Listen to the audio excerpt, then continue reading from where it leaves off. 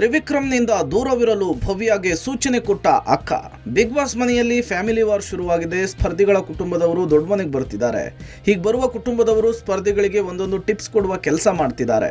ಹೊರಗೆ ಸ್ಪರ್ಧಿಗಳ ಬಗ್ಗೆ ಇರುವ ಅಭಿಪ್ರಾಯ ಯಾವ ರೀತಿಯಲ್ಲಿ ಆಡಬೇಕು ಎಂಬುದನ್ನ ಪರೋಕ್ಷವಾಗಿ ಹೇಳ್ತಿದ್ದಾರೆ. ದೊಡ್ಡ ಮನೆಗೆ ಭವ್ಯ ಅವರ ಅಕ್ಕ ದಿವ್ಯಾ ಬಂದಿದ್ದಾರೆ. ಆಗ ಅವರು ತ್ರಿವಿಕ್ರಮ್ನಿಂದ ದೂರ ಇರುವಂತೆ ಪರೋಕ್ಷವಾಗಿ ಹೇಳಿದ್ದಾರೆ. ಭವ್ಯ ಅವರಿಗೆ ಕನ್ಸೆಷನ್ ರೂಮ್ಗೆ ಬರುವಂತೆ ಬಿಗ್ ಬಾಸ್ ಹೇಳಿದ್ದಾರೆ. ದಿವ್ಯಾ ಅವರು ಕನ್ಸೆಷನ್ ರೂಮ್ನಲ್ಲಿಯೇ ಇರ್ತಾರೆ. ಅವರು ವೈದ್ಯರ ಡ್ರೆಸ್ನಲ್ಲಿ ಇದ್ದಿದ್ದು ಮುಖಕ್ಕೆ ಮಾಸ್ಕ್ ಅನ್ನು ಹಾಕಿರ್ತಾರೆ. ಭವ್ಯ ಹೋಗಿ ಕುಳಿತ ಬಳಿಕ ಹೇಗಿದ್ದೀರಿ ಅಂತ ಕೇಳ್ತಾರೆ ದಿವ್ಯಾ. ಭವ್ಯ ಒಮ್ಮೆನೆ ಗೊಂದಲಕ್ಕೊಳಗಾಗ್ತಾರೆ. ಆನಂತರ ಅಕ್ಕ ಬಂದಿರುವ ರಿಯಾಲಿಟಿಯ ಅರಿತುಕೊಂಡಂತಹ ಅವರು ಖುಷಿಯಿಂದ ಕುಣಿದಾಡ್ತಾರೆ. ಅಕ್ಕನನ್ನ ಅಪ್ಕೊಂಡು ಕಣ್ಣೀರು ಹಾಕ್ತಾರೆ. ದಿವ್ಯಾ ಮನೆಯಲ್ಲಿ ಸ್ವಲ್ಪ ಸಮಯ ಕಳೆದ ಬಳಿಕ ಭವ್ಯ ಅವರು ನಾನು ಏನ್ ಚೇಂಜಸ್ ಮಾಡ್ಕೊಬೇಕು ಅಂತ ಹೇಳಿ ಕೇಳ್ತಾರೆ. ಇದಕ್ಕೆ ಉತ್ತರಿಸಿದ ಭವ್ಯ ಅಕ್ಕ ದಿವ್ಯಾ, ಜನರು ಕಡಿಮೆ ಆಗ್ತಿದ್ದಾರೆ, ನೀನು ಎಲ್ಲರ ಜೊತೆಯೂ ಕೂಡ ಬೆರಿಬೇಕು. ಕಂಫರ್ಟ್ ಝೋನ್ ಅಲ್ಲಿ ಇದೆಯಾ, ತೊಂದರೆ ಇಲ್ಲ, ಎಲ್ಲದಕ್ಕೂ ಕೂಡ ಒಂದು ಬ್ಯಾರಿಕೇಡ್ ಇರಬೇಕು.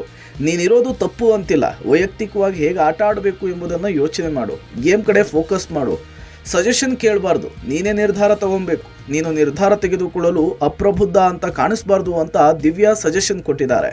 ಇದನ್ನ ಅನೇಕರು ಬೇರೆ ಬೇರೆ ರೀತಿಯಲ್ಲಿ ಬಣ್ಣಿಸ್ತಿದ್ದಾರೆ. ತ್ರಿವಿಕ್ರಮ್ನಿಂದ ದೂರ ಇರು ಅಂತೇಳಿ ಭವ್ಯಾಗೆ ಅವರ ಅಕ್ಕ ಸೂಚನೆ ಕೊಟ್ಟಿದ್ದಾರೆ ಅಂತ ಕೆಲವರು ಅಭಿಪ್ರಾಯಪಟ್ಟಿದ್ದಾರೆ.